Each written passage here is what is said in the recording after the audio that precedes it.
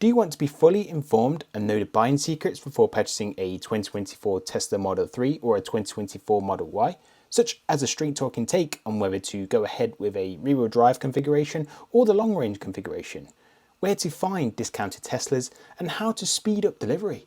Or maybe, just maybe, you want a little insight into the Tesla buying process, which can seem dauntingly different to your usual car buying process. Maybe you're an aspirational owner, or maybe you're already a Tesla owner. Whoever you are, this is my quick, no faff take on everything you need to know before buying a 2024 Tesla Model Y or the refreshed Tesla Model 3. Super quick intro today, I promised you no faff, right?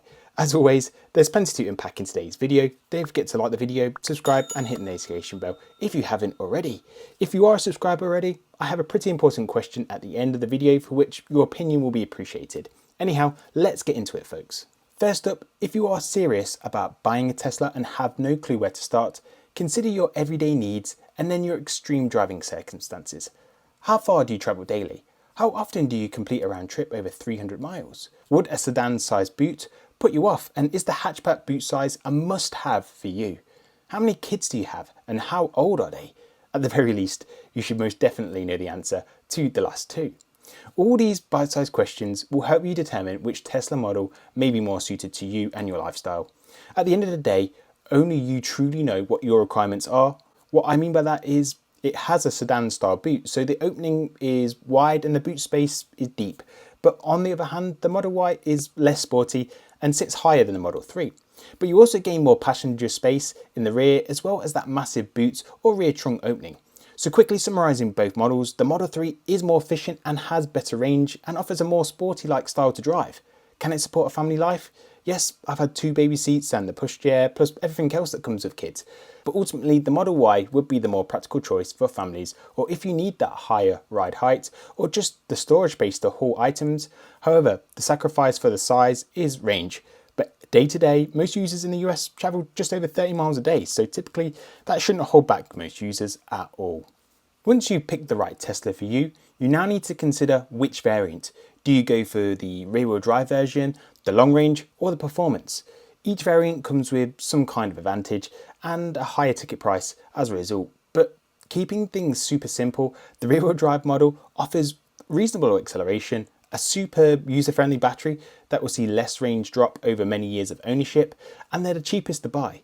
The traction control, even in the rear-wheel drive Tesla EVs, are truly awesome. I've only really felt the car step out just once, and that was prior to having my rear tyres replaced. And I can honestly say you do feel totally at home driving just a rear-wheel drive Tesla. So why would you want to opt for the long range or performance variants?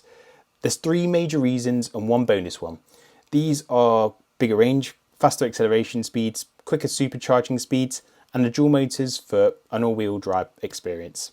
Performance models generally sacrifice a trim of range for even faster acceleration too. Otherwise, all the other matters remain. The bonus feature is premium audio over the rear-wheel drive Tesla configurations, particularly with the Model 3.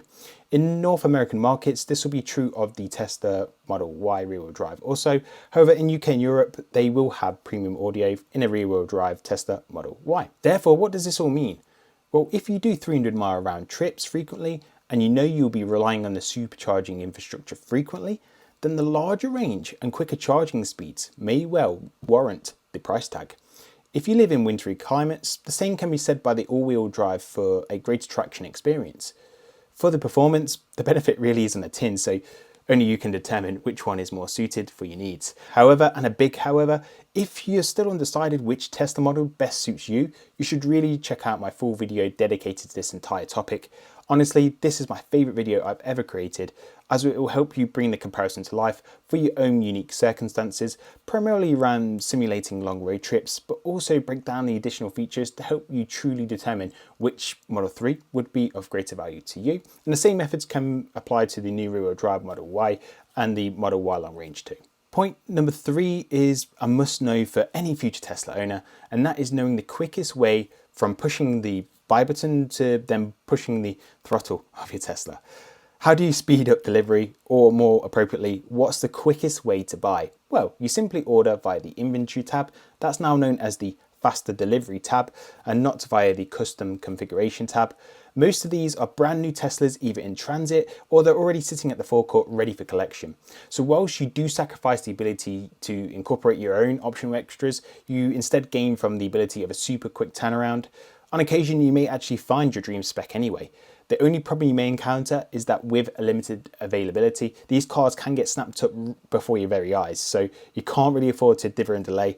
Therefore, my advice would be, if you're serious about owning a new Tesla, just secure the vehicle before someone else does, just to prevent that disappointment. The next point builds on my previous point. You can actually use the inventory to find discounted Teslas. What I mean by this is that chances are these are brand new and on the forecourt and they're ready for purchase. Tesla really wants them sold quickly, and so to encourage that sale, sometimes they apply a small discount. And that's a win for those savvy buyers.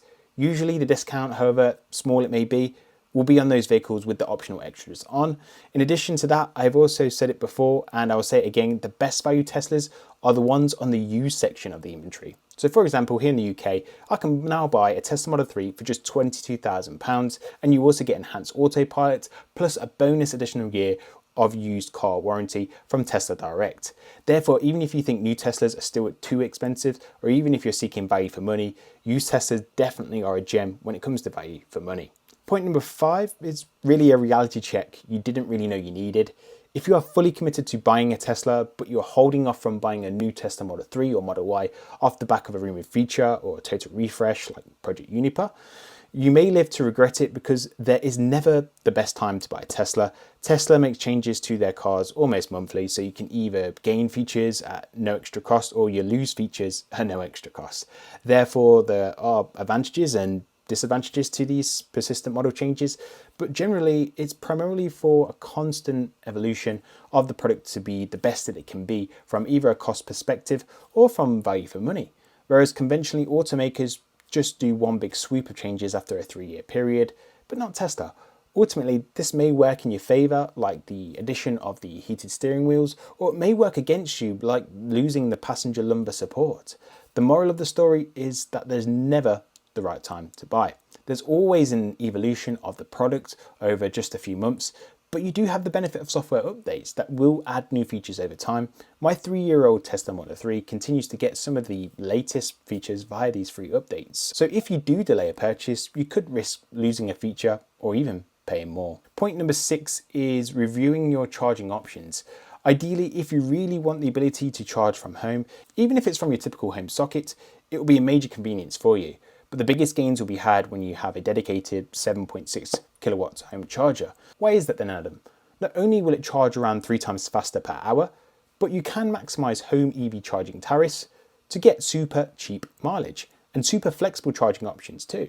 By cheap, I'm talking about 2p a mile driving cheap. I'll pop a more detailed video on the screen for you now. It will go through my tariff of choice in 2024 for those in the UK. For those worldwide, you should be able to find similar EV tariffs wherever you live that allow for cheaper charging during non-peak times. When it comes to phone apps, before you pick up your car, or to help satisfy your anticipated range anxiety, start by downloading these 2 must-have apps. The first being Zap Map, which to me is like a Google of dedicated EV chargers, so you can find free or paid charging stations, which is handy for anyone without home charging, or maybe you're visiting a new area for a period of time, so ideal for staycations, for example. The second app I think you will all want is a better route planner, and if you see my rear-wheel drive versus long-range video or my most recent road trip to Whitby, you will see my own demonstration of this app and how valuable it is to have it downloaded on your phone, and I can simulate a road trip in seconds, even with waypoints. Funny story about this, I was once told I needed military-style experience to plan EV road trips. Yeah, spoiler alert, the most military-like experience I have is playing Call of Duty. But on a serious note, I'm not paid anything to promote these apps. This is a personal recommendation. If you watched my road trip video, I mentioned earlier that I generally use these apps. Oh, and did I mention that they're free? That's a bonus, I guess. Therefore, these apps are crucial to helping you overcome any initial fears you have around range or charging anxiety, and they're designed to really just take the stress out of the situation until you have full confidence in relying on the built-in Tesla predictions via the sat-nav, so no military planning required. Tip number 8, to help you alleviate the time lag to collection, you may want to purchase some accessories. This just makes it more of a reality until the car is in your possession. If you're interested in what accessories I have and own for my Model 3, I do have a kit list in the video description that lists almost everything that I own, together with some affiliated Amazon links. Take a look and get some inspiration for what you might like the look of. Personal favourite of mine is these black wheel covers, as it gives my Tesla some individuality and it offers curb rash protection. I just wish these wheel covers were around when I acquired my Tesla to protect them from day one. I'll also put a video on the screen of my favourite accessories if you want to see it in a video format. Final tip before concluding the video is the night before collection, get hold of a Model 3 or Model Y collection checklist from the internet. Apart from appreciating the looks of your new car, this will keep you on track with just reviewing all the parts of the vehicle that you're probably not thinking about in that very moment, including items you may have or not considered checking, such as checking if FSD has been activated when it was included in your order. And these checklists will literally help you identify and highlight potential issues before leaving that forecourt, potentially saving your future self some stress. After the boring tick box exercise is done, just don't forget to enjoy the moment too. It's not just about checking for panel gaps and any faulty workmanship, it's also about just appreciating your first Tesla, even your first electric car. Chances are you've made your first transition away from a petrol or diesel car, and that's quite a monumental in a way. So to conclude, I hope this video guide will help you get the most out of your Tesla Model 3 or Model Y purchase. If any existing owners have any other tips, I'd appreciate if you could let everybody else know in the comments below. If this video was helpful, let me know in the comment section below. If you're not sure what to comment and you got this far in the video, you can simply comment, haha, yes, which will make sense if you do make an order, and I'll give you a cheeky thumbs up for dropping that phrase. I just thought it was extremely fitting to use. If you are a subscriber already, I also wanted to ask you if you like content like this, or if you prefer my more Tesla news related content, or even just a mixture of both. I just really want to keep in touch with any dedicated fans that I have, ensuring that I'm covering the content that they enjoy the most. Don't forget to like, subscribe, share the video with your friends and family, or any group that may find it beneficial. Thanks for watching, and I'll see you in the next one. Ciao.